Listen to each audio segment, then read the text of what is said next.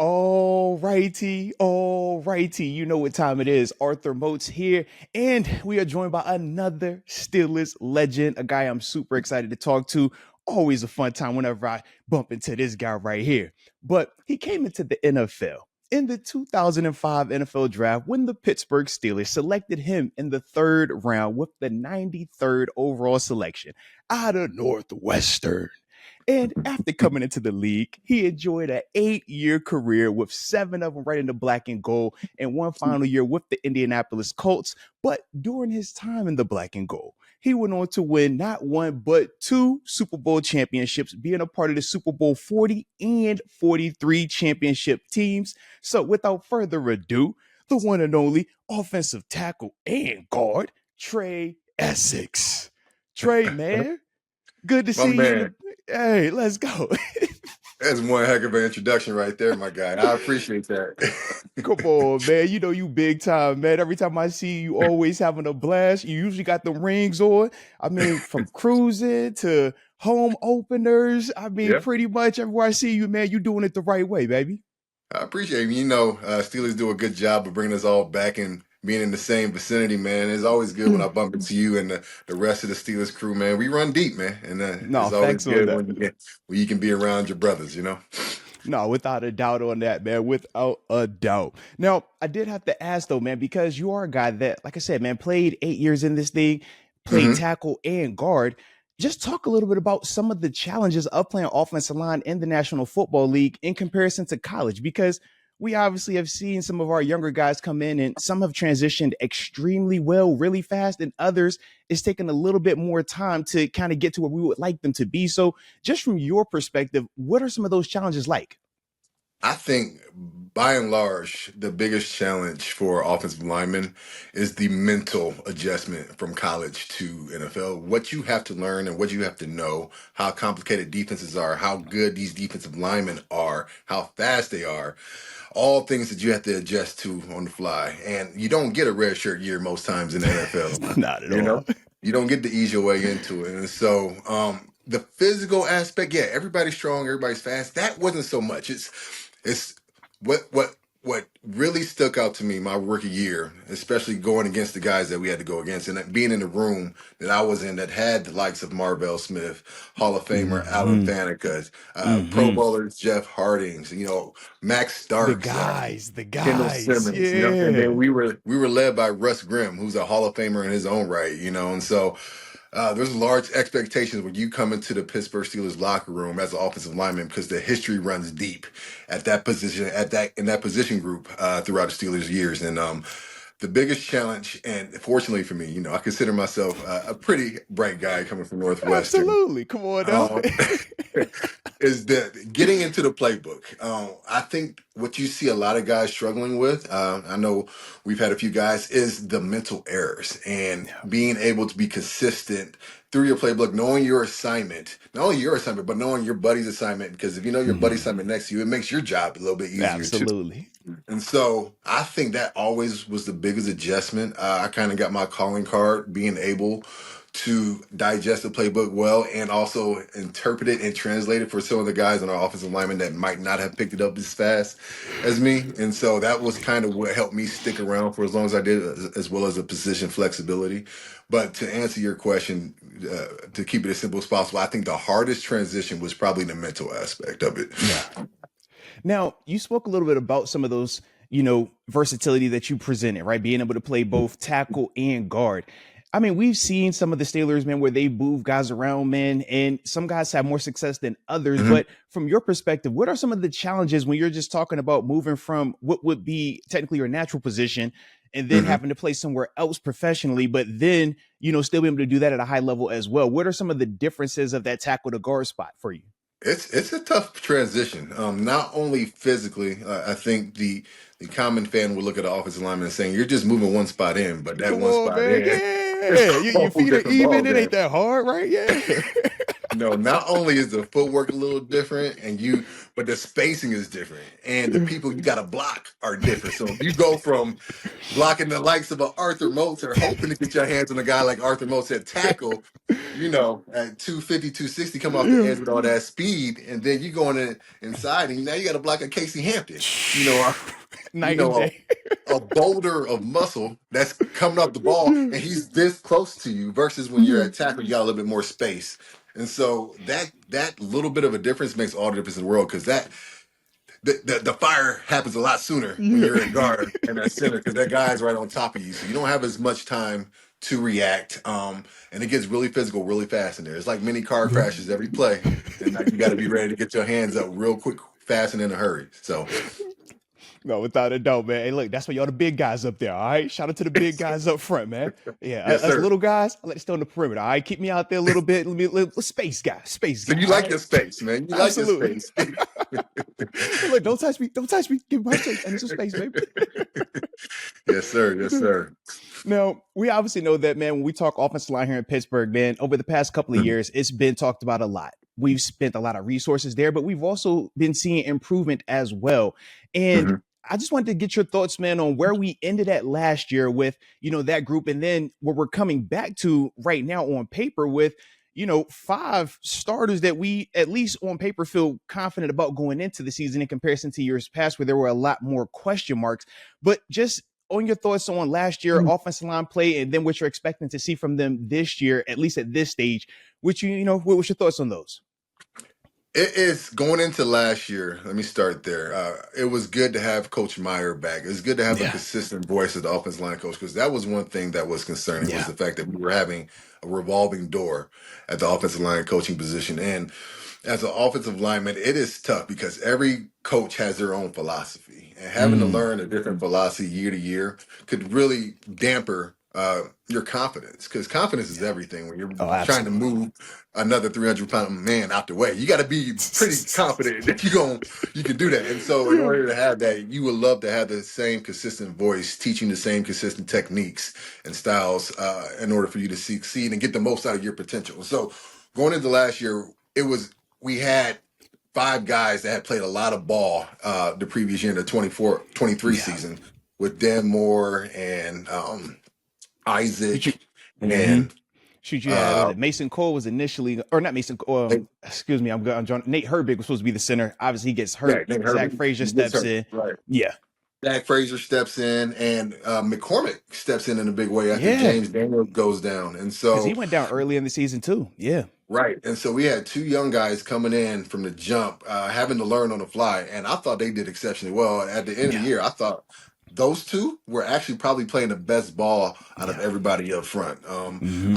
Obviously, having a veteran like Isaac who's been to the Super Bowl and knows how to play at a high level helps a guy like Zach. And then Dan Moore, who's just been there. He's Yeah. always been there.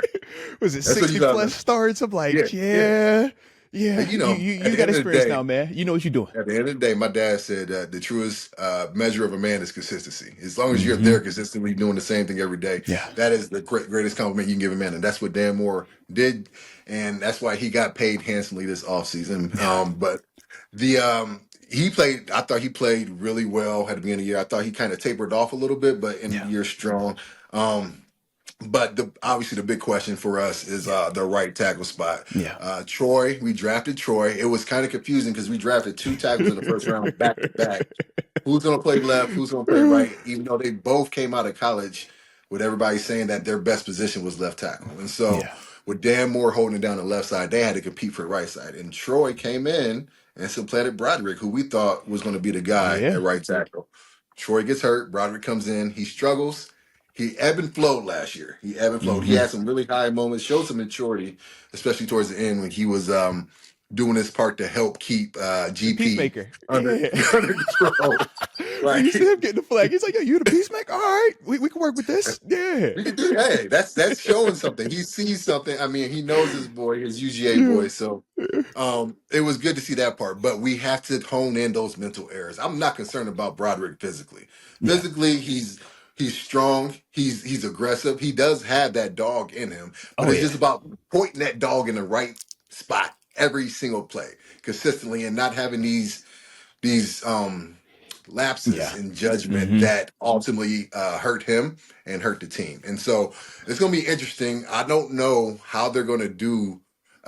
Everybody's speculating that he's going to move to left. Everybody's been Yeah. saying that. Everybody's been saying like that's his natural position. And so you're a first round pick. You're getting paid handsomely a lot of good money. Mm-hmm. Um, it's your job. It's incumbent upon you. If they put you at right tackle, you better learn right tackle. Yeah. And learn it to the best of your ability. Now, hopefully, if he does go to left tackle, and we will get to see what he get to see his full potential in Troy at the right tackle, and so we'll have two first round bookends, and hopefully whoever's our quarterback Come going on into the now. season will be well protected, and because I think our interior is going to be the strength of our team, and whoever's going to be Yeah. toting that rock too back there with Jalen is going to be Mm-hmm. pretty happy. And so I'm excited about the offensive line. I'm excited. I know Coach Meyer has a whole bunch of young guys in there that are dogs that want to get after it, and so I'm looking forward to seeing what they do this year. No, without a doubt. And I mean, just piggyback on what you said, the amount of resource that we put in that position group now. Two first Mhm. rounders at left tackle. You got a high end free agent that you signed at left or at left guard. You got a Right. number two, a second round draft pick and a fourth round Four. draft pick and Mason McCormick. So Yep. you have a lot of high end pedigree in that offensive line. And yeah, if that can, that return on investment can happen sooner rather than later, we could be cooking with grease up front, man. So I do like how Exactly. you talking about it. Yeah, Absolutely. it reminds me of the kind of how they approached it with towards the end of Ben's career when they went after Mm-hmm. Marquise and they got Yep. David and they got Marcus in there. Mm-hmm. They brought Big Villanueva. Moan. Yeah, Big Yeah. Moan came in and took over, Uh-huh. and so they really that's when we were our best offensively, when we had Yeah. the killer bees, but the real foundation of that offense was that Mm-hmm. offensive line. And so hopefully we can replicate that same thing. No, without a doubt on that one, man. Now, speaking with the offense line and one final thing with the O line, we obviously know that, man, we lost one of the main, foundational pieces, man, of just the Steelers' history when you're talking O line play, and then a guy that transitioned into the media, guy that covered you and me, man, by the name of Craig Wolfley. I did Yeah. want to just, give you a moment, man, if you had anything you wanted to share, man, a favorite memory or story from your interactions with Craig throughout the years, man. So Wolf amazing. Has been an amazing part of my life. A good friend. When I first came into the league, it was him and Tunch, who The guys, man. both What are the took me under guys? his wing. They really taught me the fine art of looking outside the box of being an offensive lineman. We're not just these guys that go back and we gotta punch here and punch here. No, Yeah. offensive linemen have moves too. And so just like a defensive lineman has a Yeah. spin move, has a bull rush, offensive lineman has a fake punch, you can jump set and all those Yeah. things. And so it was always great to hear from Wolf because he taught me Wolf and Tunch both got me into boxing and into the martial arts. And Okay. so Yeah. how to use my hands. And you know what? They were always an ear for young guys coming in. They were always around. And dude, it was such a gut punch to lose Yeah. Tunch initially and now Wolf. And so no, those guys are ingrained in Steelers culture. Yeah. I love them. I'm gonna miss them, and I Mm-hmm. give my best to their family. But yeah, it was definitely a huge loss for Steeler Nation. No, without a doubt, man. Without a doubt. And like you said, man, love those guys' impact, man. Love what those guys meant to, like you said, hearing it from you. Obviously, I know my relationship with both of those dudes as well, man. And just countless, people, fans, man, that, were impacted by their time on earth, man. So Right, big time kudos to both of them, man. And RIP to both of those guys as right. well. Now, you brought it up a little bit, man, when we were talking about, some of the tools that we're going to have up front to protect, to, help this running game out. But also we said whoever's going to be throwing that football. And Mhm. I don't know if you've been keeping up with it, but as it still sits here today, we I can't still not not keep up with it. we still got some chaos going on right now. All right. so, Oh man. so let me get your thoughts on this QB situation, man. And ultimately, man, what are you doing right now? I'm, Are you all, systems go on the wait on Rodgers, or, you going in a different direction, man? What's your energy with the QB situation right so now, though? right now, beggars can't be choosers, man. We got to take what we can get at this point. Like if I had my choice, I didn't want Aaron Rodgers coming off his worst year as a Yeah. professional. But once we decided, I really wanted us to go get Jay Fields. I really was thinking Oh, that he was yeah. going to be the guy that we could grow with. He showed Yeah, flashes last year. he did. He was the consummate professional throughout Mm, that whole process, knowing that he conceded his job to Russ. Ultimately, we all know how that story ended. yeah. But good luck to both of those. Russ, they Yeah. both found homes in New York. They both got Uh, paid too, man. Got nice little checks to go to New York, yeah, right? yeah, good for them, man. Use us as a springboard to get your check. Hey, do what you got to do, brother. But it was.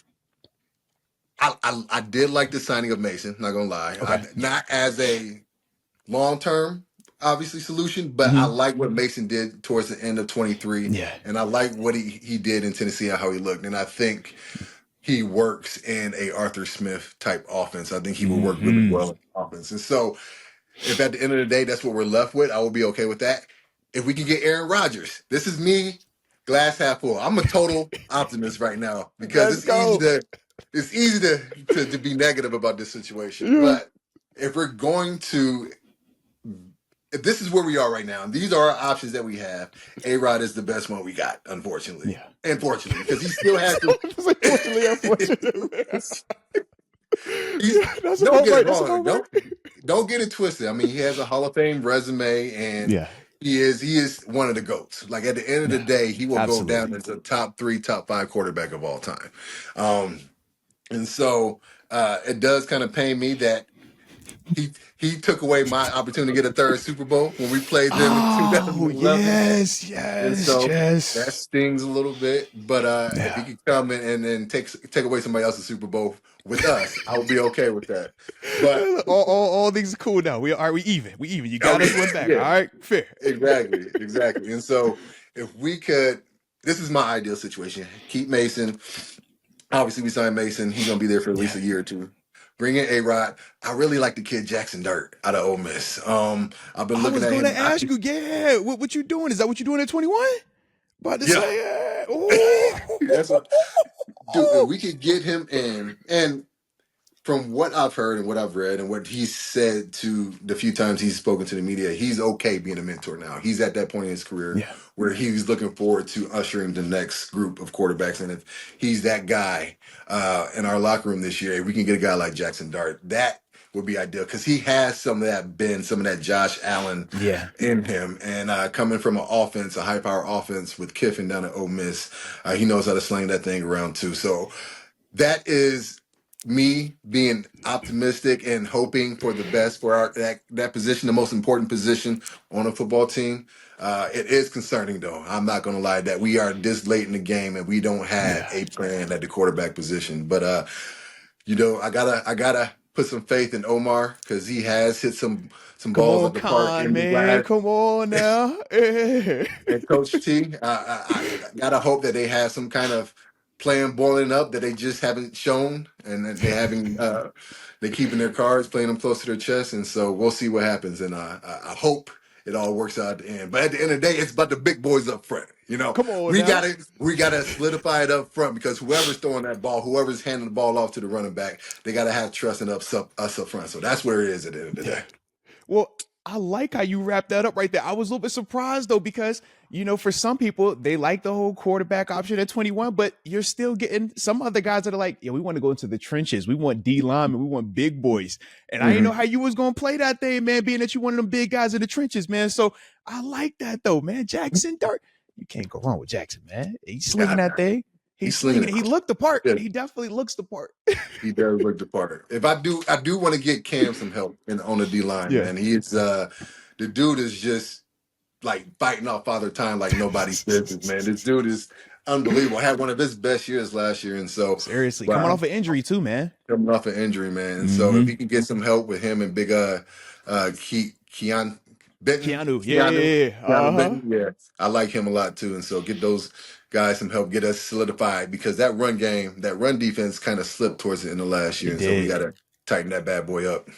No, without a doubt. And like you said, man, in order for this thing to work, defense, because they still are a high part of the payroll, they still have to deliver even down the stretch. And we obviously know why they're doing that. Once we get this offensive situation right, now we got a chance to really get that confetti raining on us, man. So Exactly. I Exactly. like it. I like it. Well, Trey, man, I appreciate you so much, man, taking some time to jump on this morning, man. And like I said, man, we'll definitely have to do this again, man. Oh, Once, definitely, we brother. get some more clarity in the season gets here as well. All right. All right, most definitely. Hey, appreciate you again, baby. Hey, and all the people out there watching it, man, make sure I hit that like button and subscribe. And we appreciate you. And until next time, baby, peace.